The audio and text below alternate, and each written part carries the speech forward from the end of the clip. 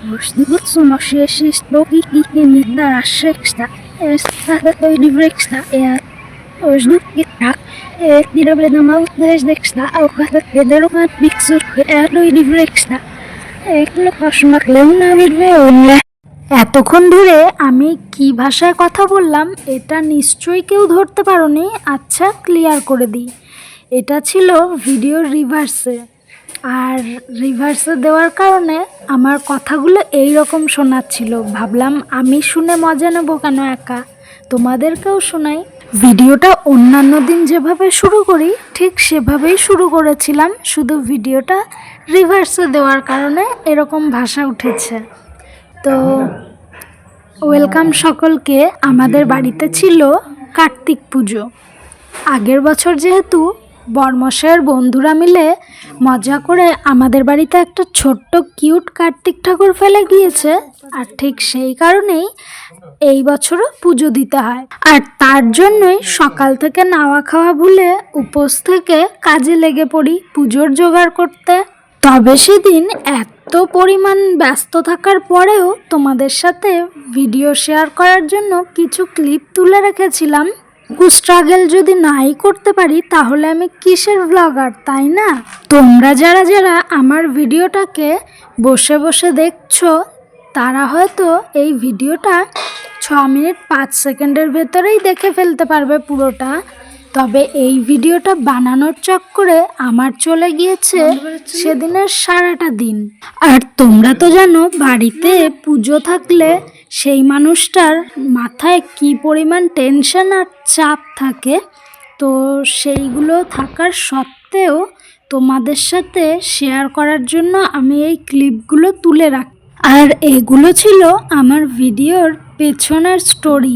আর একটু আগে তো আমি দেখালাম আমি যেহেতু ভোগের খিচুড়ি রান্না করছিলাম, আর এখন যেহেতু প্রচুর চাপ ছিল আমার, আর ঠিক সেই কারণেই একটা কাজ করার মাঝে আরও 10টা কাজ এগিয়ে রাখার চেষ্টা করছিলাম। ঠিক সেই রকমই যেহেতু আজকে আমার সোনাটার পুজো দেওয়া হবে তাই ওকে একটু রেডি করে দিচ্ছিলাম।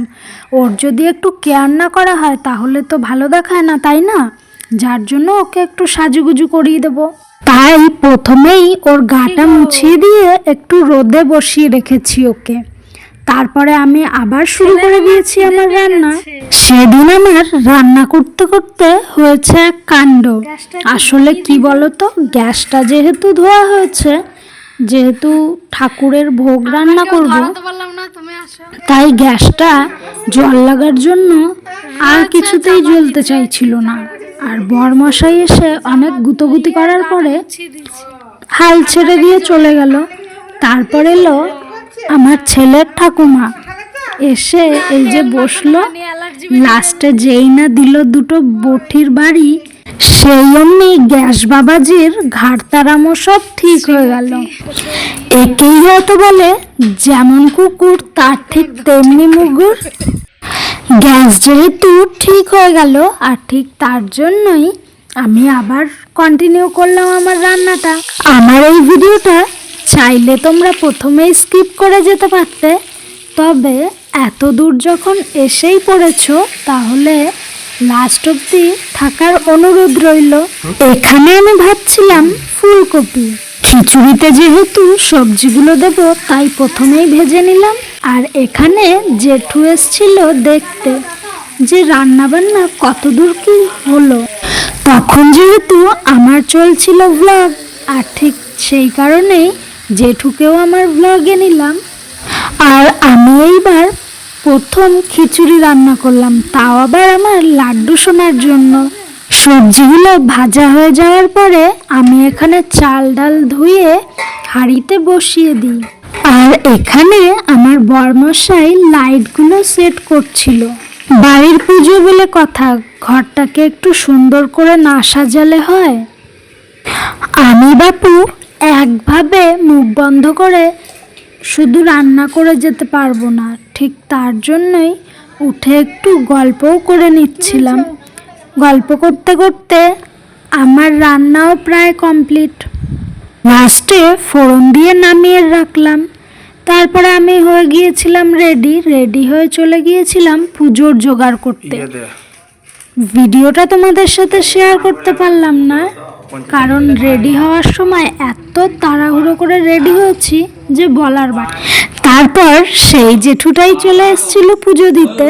এখানে পুজোও শুরু হয়ে গিয়েছিল আর আমি অঞ্জলি দিচ্ছিলাম। জেঠু এখানে মন্ত্র বলে দিচ্ছিল আর আমি সেগুলোই কপি করছিলাম। যাই হোক, সেদিনের পুজো খুব সুন্দরভাবে কেটেছে।